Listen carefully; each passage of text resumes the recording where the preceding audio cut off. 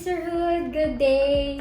So, welcome to our live talk today. Kamusta kayo? How's your ECQ? How's your quarantine life? So, it's been like halos magto 2 months na tayong quarantine, and I hope every one of you is okay with your family. I hope walang naboboring. Kung meron man, meron tayong mga iba't ibang bagay na pwedeng mga gawin, right, sa ating sarili and with our family. Hello po sa inyo. Welcome to our live.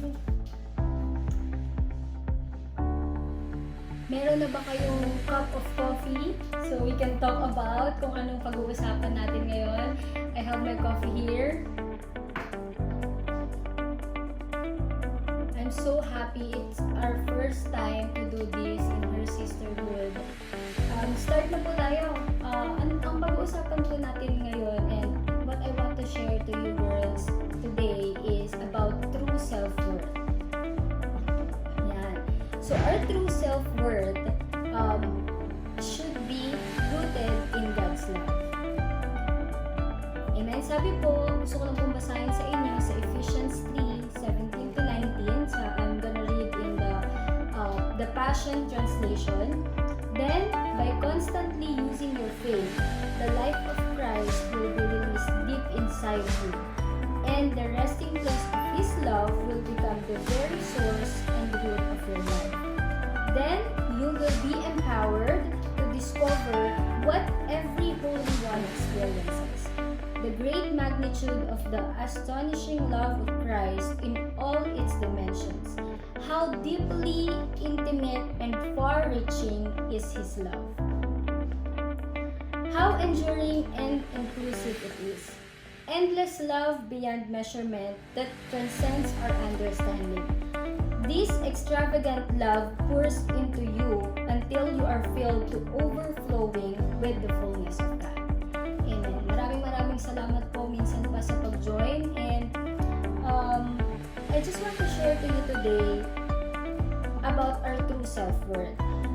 That our self-worth should be rooted in the Lord and should stay rooted in the Lord. Ano po ba yun? Which, si Lord na source ng purpose natin, si Lord na number one source ng value natin and ng fulfillment natin.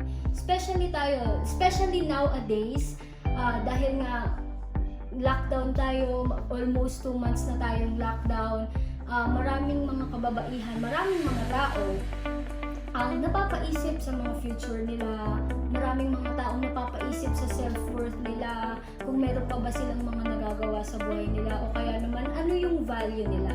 And I want to remind you that our self-worth in the Lord is so high na kahit na anong gusto nating i-achieve, hindi natin ma-achieve dahil meron na tayo ng self-worth na binigay ni Lord sa atin. Kumbaga, yung taas ng self-worth na binigay sa atin ni Lord is hindi na mapapantayan ng kahit na ano pang gagawin natin. Okay? Kahit na itry pa natin i-lift up yung sarili natin sa crowd, to please people, especially sa social media, hindi yun mapapantayan ng self-worth na binigay sa atin ng ating Panginoon. Ganun tayo kamahal ng Panginoon. Nung namatay si Lord, nung namatay si Jesus para sa atin sa krus, inisip niya sa atin, iniisip niya tayo at iniisip niya na tong anak kong to, worth dying for. So every one of us is worth dying for. Kaya lagi nating iisipin yung worth natin kay Lord. Ano nga ba yung worth natin kay Lord? Amen? So, yung worth natin kay Lord na kailangan lang natin i-accept. Kasi binigay na sa atin yun ni Lord eh. All we need to do is accept it. Para ma-embrace natin yung worth natin, we have to accept it. Amen? So, ano pa ba? Yung worth natin na it surpasses all earthly things. Na kahit na anong meron sa mundong ito, hindi mapapantayan nito yung worth natin kay Lord. Sabi nga po sa Jeremiah 31:3, God have loved you with an everlasting love. Sa sobrang pag-ibig sa atin ng Panginoon, binigay niya yung kaisa-isang bugtong na anak niya para sa atin, para iligtas tayo. And that is our worth to the Lord. Amen? So, these days, kung meron man sa atin na napapaisip, alam mo yun, nabawasan yung self-confidence, nabawasan yung mga, alam mo yun, yung lakas ng loob natin dahil sa mga nangyayari sa paligid natin, masyado tayong nag-aalala, masyado tayong natatakot, o kaya naman, you're in the days in a month, yan, sa mga kababaihan, you're in the days sa buwan na to na nag-iiba yung hormones natin. I just want to encourage you that you are worth more than any rubies. You are worth more than any jewels. Yun nga yung sinabi sa atin ng Panginoon, na kahit na sino ka pa, na iniisip mo ikaw, mahal ka pa rin ng Panginoon. Amen? Na kahit na ikaw ay isang, sabihin natin na isa kang model, or sobrang dami ng followers mo sa Instagram, sobrang dami ng followers mo sa Facebook at sa TikTok. Amen? O kaya naman, ikaw yung someone na kahit isang follower wala. Ikaw yung someone na wala kang nakakausap na kahit na sino sa tuwing namumroblema ka, every time na, alam mo yun, ikaw yung someone na minomodel mo lang yung tinitindang puto ng nanay mo. Amen? You are worth more than anything else in this world. Na kahit na anong isipin mo na sino ka, yung hindi pa rin nagbabago yung tingin sa'yo ng Panginoon. Na minsan kahit na-confuse ka sa sarili mo, amen, ano ba talaga ako? Ano ba talaga yung plano mo sa akin? Lord, kahit na gano'n ka-confuse sa sarili mo, kailanman ang Diyos natin hindi na-confuse sa atin. Hindi siya na-confuse kung mamahalin ba niya tayo, hindi siya na-confuse kung ikaw ba talaga yung ginawa niya, kundi dahil sa sobrang pag-ibig niya sa'yo, kahit na anong isipin mo, mahal ka pa din ng Panginoon. And right now, gusto ko lang kayong encourage na pag gusto natin na maging grounded and rooted by the love of God, we have to always meditate on the Word of God. We have to always practice or exercise our faith in Him. Naniniwala naman ako na in our everyday life, in-exercise natin yung faith natin. But I think we have to exercise it more. Gamitin pa natin lalo yung pananampalataya natin sa Panginoon.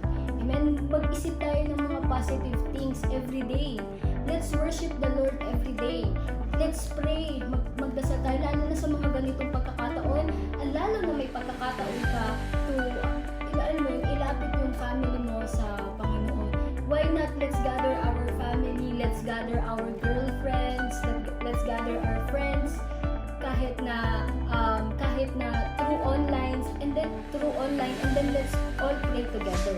Amen? Let's always practice meditating the Word of God. Let's always practice reading the Word of God. Let's always practice our faith. Para kapag nandun na tayo, lalong lumalim yung pananampalataya natin sa Panginoon. Doon mag-i-start, mag-grow ang ating relationship kay Lord. Doon mag-i-start, mag-grow. Alam niyo po ba, it's just like yung isang plant. Yan, kunwari ito. Yung isang plant na rooted and grounded sa great soil. Napakagandang soil. Dahil nga rooted siya sa napakagandang soil, di ba magtutubo siya ng healthy? Right? Di ba ang isang plant kapag grounded sa healthy soil, tutubo ng healthy fruits, or magiging healthy, magiging magandang halaman siya. At ganun din po sa atin. Kapag tayo is grounded and rooted in the love of God, lalaki tayo, mag-grow tayong healthy. Hindi lang siya inside, pero kapag nag-grow tayo in the inside na healthy, lalabas po ito sa ating mga physical appearance. You can always watch this and be empowered. Alright, so let's just continue kung saan po ako natapos kanina. Kagaya nga po ng sinabi ko kanina na if we are rooted in a great soil, if we are rooted in a good soil, kagaya ng plant, no? Kapag yung plant is rooted in a great soil, lalaki siya, mag-grow siya na healthy. Lalaki siya, mag-grow siya, makikita mo yung mga leaves niya, makikita mo yung mga bunga niya na talaga namang healthy. Ganun din po tayo. tayo. Kapag ka tayo ay rooted and grounded in the love of God, lalo na sa pag-ibig ng Diyos. Amen ba? Lalo na grounded tayo sa pag-ibig ng Diyos. Kapag nag-umpisa tayo na maging rooted and grounded in God's love, merong something within us na nag-i-start mag-change. Merong something within us na nagti-trigger ng mga positivity. Amen ba? Meron something within us na nag-change, na nag-e-epekto ng outsider natin. Amen? Yung mga ginagawa natin in our life. Even na kahit na meron tayong mga pinagdadaanan ngayong trials, amen, naniniwala ako meron sa atin may mga problema dyan, merong mga pinagdadaan ng suliranin, merong pinagdadaan ng sakit at karamdaman, amen, or merong pinagdadaanan sa sarili niya, amen, na hindi maintindihan. Kahit na meron kang pinagdadaanan, yung self-worth natin is mananatiling solid. Kasi nga, grounded tayo and rooted ng salita ng Diyos. Amen? So, let's learn and let's start today. Let's decide for ourselves. Let's pray to God. Let's start to write ng prayers natin kay Lord. Let's start to write worship for the Lord. Amen? Let's start to read the Bible para maging grounded and rooted tayo ng salita ng Diyos. Para maging rooted tayo sa pag-ibig ng Diyos. Amen?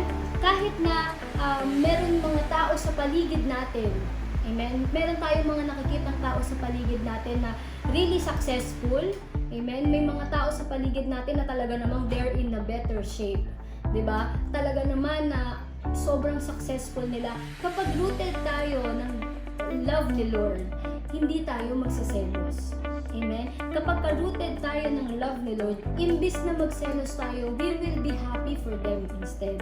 Amen? Mas magiging masaya pa tayo sa kanila.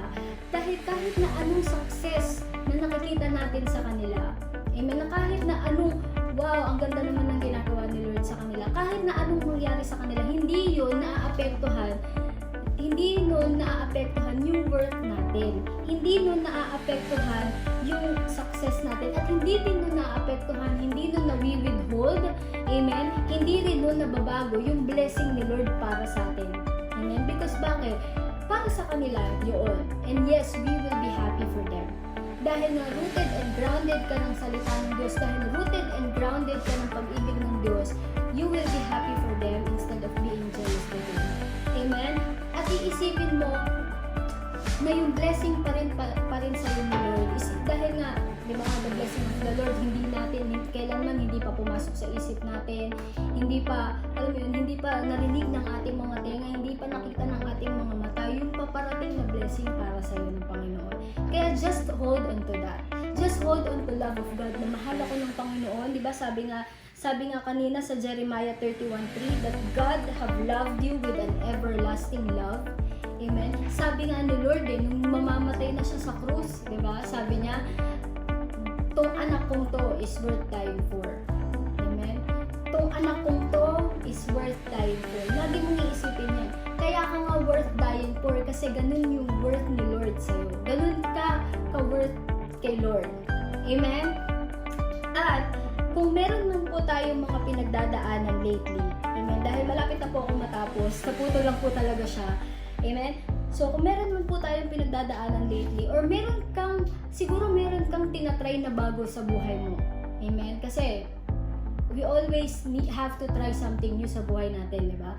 Meron ka mang tinatry na bago sa buhay mo, tapos nag-fail, tapos inisip mo, siguro hindi nga yun yung para sa akin. O kaya naman siguro hindi nga yun talaga yung para sa akin. Lagi mong iisipin na hindi mo kailangan mag-bless dahil dun sa nangyari na yun, dahil meron kang ginawa na nag-fail ka. Huwag mong iisipin na kailangan mabawasan na agad yung self-worth mo. O kaya naman, nabawasan na agad yung self-worth ko. Nabawasan na agad yung value ko dahil dun sa ginawa ko ngayon na nag-fail. Huwag mong iisipin yun. Kasi bakit? You have unmeasurable worth because of God. Yung Diyos na namatay para sa atin, yung Diyos na may likha sa'yo, pag lumabas tayo, minsan, dahil nga almost 2 months na tayong hindi nalabas, minsan pupunta lang ako sa may labas ng gate. Sa loob ng gate, tapos makikita ko lang yung labas sa paligid. yung sa labas, iisipin pa rin natin na ayun pala yung ginawa ni Lord. Diba? Na nature. Minsan kapag nagpunta tayo sa mga magagandang lugar, mapapahingang malalim ka na lang kasi makikita mo, wow, sobrang ganda ng ginawa sa'yo. Isipin mo, yung may-ari nun, yung may-ari ng mga lahat ng nakikita natin ngayon, is anak ka. Ayan. Ikaw yung anak at ikaw yung tagapagmana. Kaya naman, huwag mong iisipin that less yung worth mo kaysa sa ibang tao. Kasi hindi. Kasi yung worth mo is worth more than any jewels. Kahit na anong ginto pa yan, kahit na anong rubies pa yan, kahit na anong diamonds pa yan, yun yung worth mo kay Lord. Kahit na anong magaganda pang mga sasakyan yan, pinakabilyong-bilyong sasakyan yan, o kaya yung mansion na yan, may-ari is hari ng ganyan, yung worth mo is more than that. Don't think less of yourself. Lagi mong isipin na mahal ka ng Panginoon. Amen? And I just want to encourage you that always remember that God loves you so much. Kaya naman, let's start in ourselves na maging rooted tayo sa pag-ibig ng Diyos para kahit na anong pagdaanan natin, hindi maisip pa rin natin na solid pa rin yung self-worth natin dahil sa pag-ibig ng Diyos. Maraming salamat po. Thank you all for joining me today. Don't forget to invite your friends. Don't forget to share this to your friends, to your family, especially kung meron kang mga kaibigan na nandadown. Especially kung meron kang mga kaibigan na, na kailangan talagang ma-encourage and ma-empower. You can tag her, amen, tag mo sila, tag mo yung mga kaibigan mo para makapanood din sila and para ma-encourage din sila, amen. Sabi nga sa kanta ng mga bata, sharing is caring. Lagi kong naaalala kasi meron din akong baby. Lagi niyang sinasabi kapag gusto niya ng something, nakita niya, kunyari ako, nagbukas ako ng food, nasasabihin niya sa akin, Mommy, sharing is caring.